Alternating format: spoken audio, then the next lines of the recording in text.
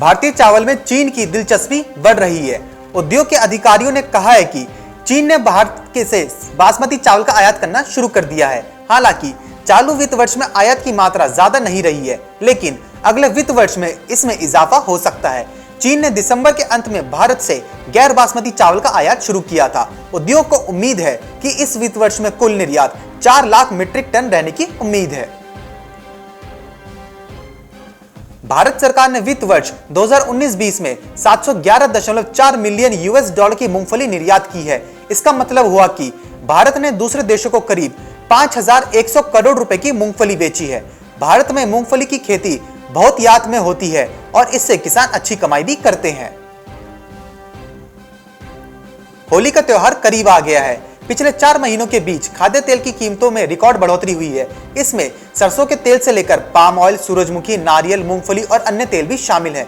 सरसों के तेल की कीमतों में लगभग 40%, सूरजमुखी में 52%, सोयाबीन में 34% और रिफाइंड तेल की कीमतों में 37% तक की बढ़ोतरी हुई है। कीमतों में बढ़ोतरी के पीछे देश में इनकी कमजोर फसल का होना और खाद्य तेलों की लगातार विदेश आयात पर निर्भरता बढ़ने को बताया जा रहा है।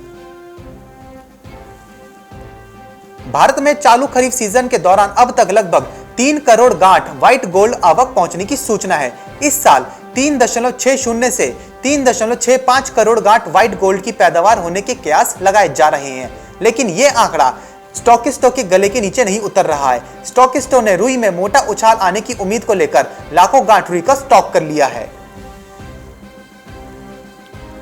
मध्य प्रदेश की शिवराज सिंह चौहान सरकार ने खराब मौसम के कारण चना एवं सरसों की फसल का उपार्जन स्थगित कर दिया था।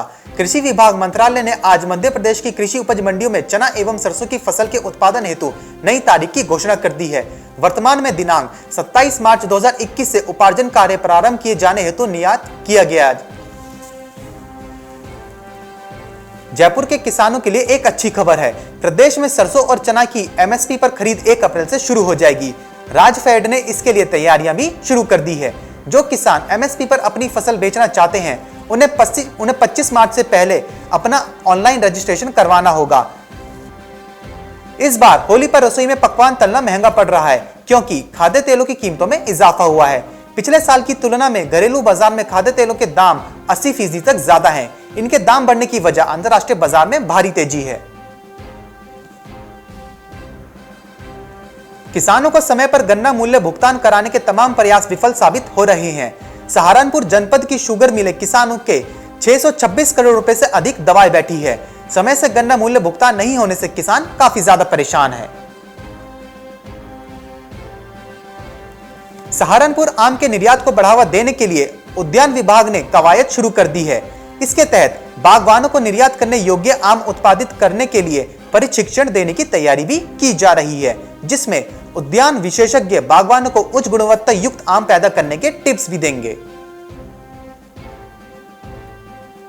राजस्थान के भीलवाड़ा में कृषि उपज मंडी में चना की बंपर आवक शुरू हो गई है। इन दिनों करीब 3 से 4 हजार कट्टे चने की आवक हो रही है, लेकिन मंडी में किसानों को चने के एमएसपी से कम दाम मिल रहे हैं। सहकारी समितियों के अनुसार 1 अप्रैल से एमएसपी के खरीद केंद्र शुरू होने की संभावना है।